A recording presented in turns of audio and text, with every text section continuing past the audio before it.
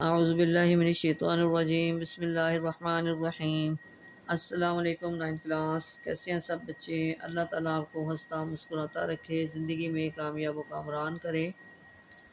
آج ہم اسلامت لازمی میں حفاظت و تدوین حدیث دور اول میں عہد نبی خاتم النبیین صلی اللہ علیہ وسلم، عہد صحابہ کرام رضی اللہ تعالیٰ عنہم کی آج ہم اس کی ایکسرسائز کریں گے، اور اس کا تفصیلی سوال جو ہے اس کے ہم ہیڈنگ کے ساتھ اس کو آج پڑھیں گے۔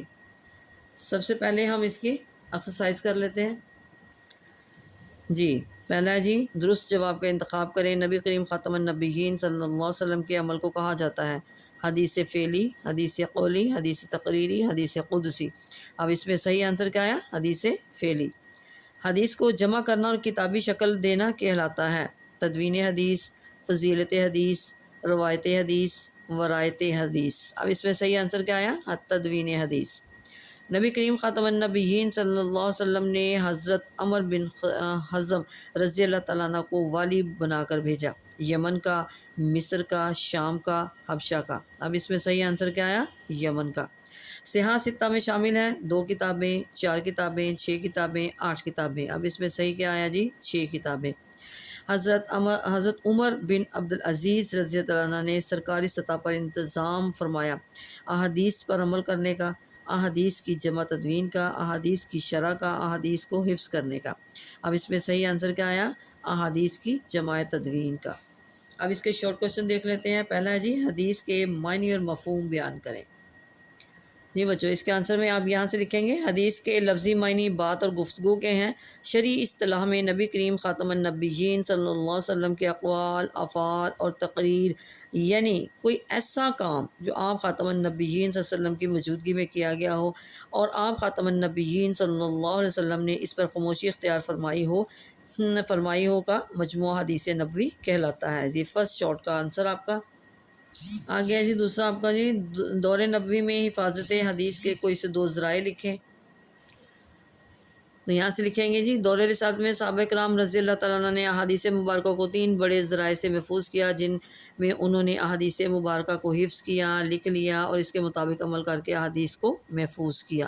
یہ آپ کے 2 کا آنسر آگے جی۔ نمبر 3 میں صحاح ستہ میں سے 2 کتابوں کے نام تحریر کریں۔ تو یہ کتابوں کے نام دیے، ان میں سے کوئی سے 2 آپ نے لکھ دینی ہے۔ صحیح بخاری، صحیح مسلم، جامع ترمذی یا سنن ابی داؤد، کوئی سی بھی آپ اس میں سے 2 کتابوں کے نام لکھ دینے ہیں آپ نے۔ یہ آپ کے 3rd شارٹ کا آنسر جی۔ آگے ہمارا جی، تفصیلی جواب دیں، جمع تدوین حدیث پر تفصیل سے روشنی ڈالیں۔ اب ہم اس سوال کی ہم ہیڈنگ بنائیں گے۔ جی بچوں، سب سے پہلے آپ اس کی ہیڈنگ بنائیں گے، نبی کریم خاتم النبیین صلی اللہ علیہ وسلم کے قول، فعل اور تقریر کو حدیث کہا جاتا ہے۔ تو اس میں آپ نے ہیڈنگ بنانی ہے، حدیث کسے کہا جاتا ہے۔ تو یہاں سے پھر پڑھیں گے، نبی کریم خاتم النبیین صلی اللہ علیہ وسلم کے قول، فعل اور تقریر کو حدیث کہا جاتا ہے۔ اگلی ہیڈنگ آپ کی ہے جی، حدیث قولی اور حدیث فعلی۔ آپ خاتم النبیین صلی اللہ علیہ وسلم کے فرمان کو حدیث قولی اور عمل کو حدیث فعلی کہتے ہیں۔ پھر یہاں پہ ہیڈنگ دیں گے آپ، حدیث تقریری، آپ کے سامنے کسی صحابی رضی اللہ تعالیٰ عنہ نے عمل کیا ہو اور آپ خاتم النبیین صلی اللہ علیہ وسلم نے خاموشی اختیار فرمائی ہو تو اس کو حدیث تقریری کہتے ہیں۔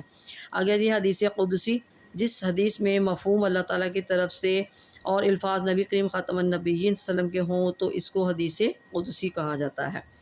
اگلی ہیڈنگ ہے جی آپ کی، قرآن مجید کی تفسیر اور تشریح۔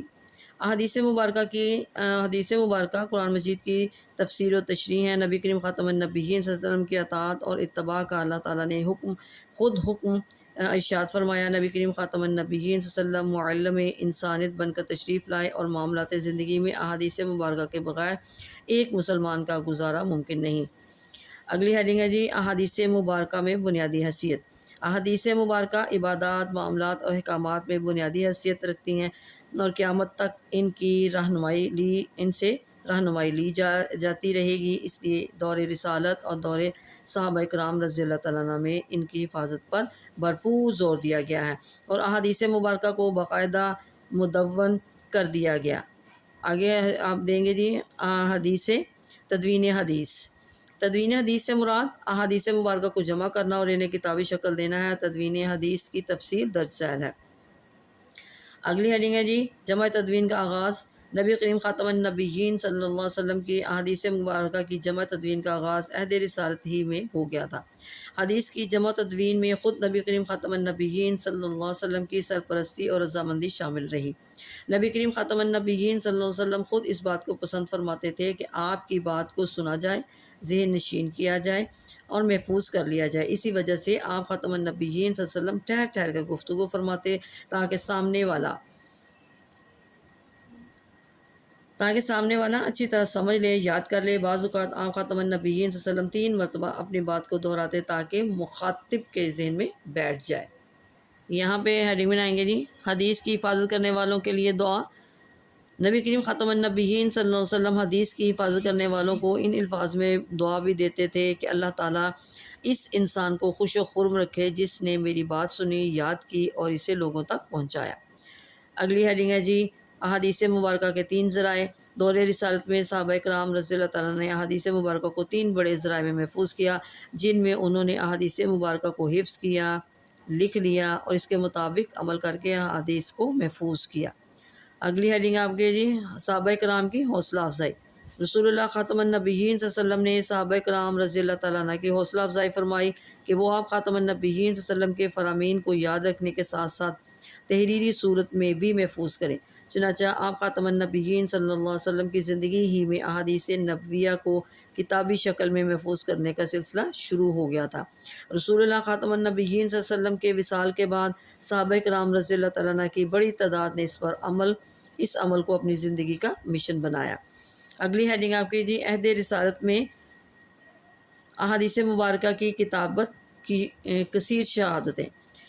یہاں پہ جی، عہد رسالت میں احادیث مبارکہ کی کتابت کی کثیر شہادتیں موجود ہیں۔ دور رسالت میں جو دعوت نامے اور خطوط خود نبی کریم خاتم النبیین صلی اللہ علیہ وسلم نے مصر، شام اور ایران کے فرما رواؤں کو لکھے، ان خطوط میں بعض تحریری شکل میں آج بھی مختلف مقامات پر محفوظ ہیں۔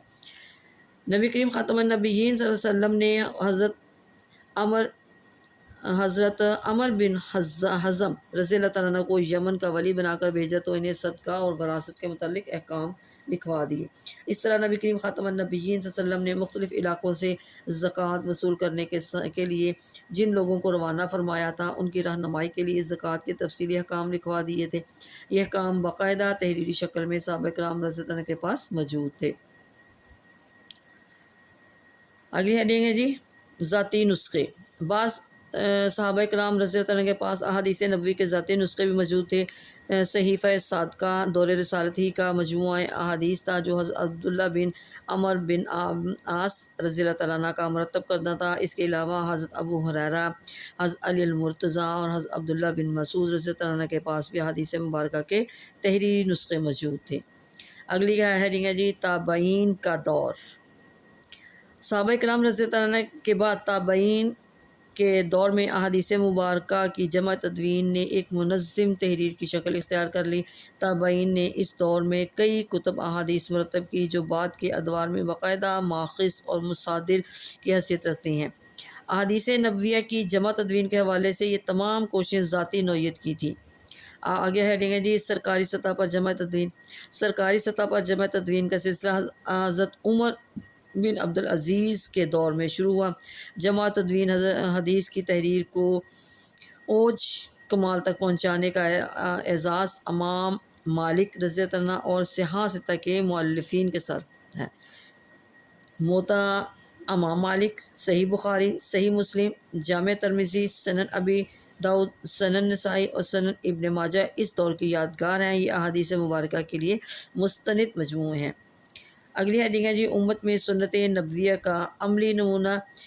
حدیث نبوی کی جمع تدوین کے ذرائع میں حفظ اور کتاب کے بعد تیسرا ذریعہ امت میں سنت نبویہ کا عملی طور پر جاری رہنا ہے، جس کا حکم قرآن مجید میں موجود ہے۔ پوری امت کا اس بات پر اتفاق ہے کہ قرآن مجید کے بعد احادیث مبارکہ ہی ہدایت اور رہنمائی کا ذریعہ ہیں۔